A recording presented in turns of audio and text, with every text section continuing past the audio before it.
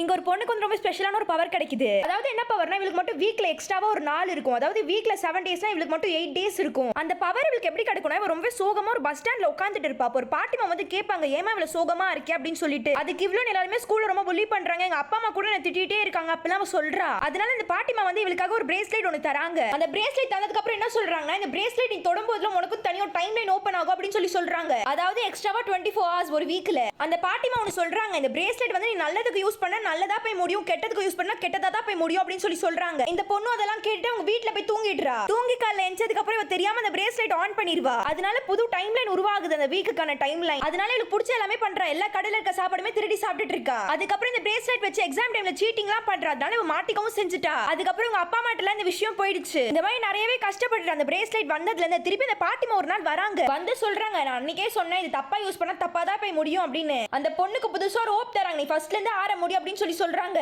அந்த பொண்ணு extra time வச்சு படிக்கிறா. இந்த மாதிரி எக்ஸ்ட்ரா கரிக்குலர் ஆக்டிவிட்டீஸ்லாம் நிறையவே பண்ணிட்டு இருக்கா. அதுக்கப்புறம் கடைசியில ஸ்கூல் டாப்பருமே ஆகி எல்லாருக்கிட்டையும் நல்ல பேருமே வாங்கிடுவா.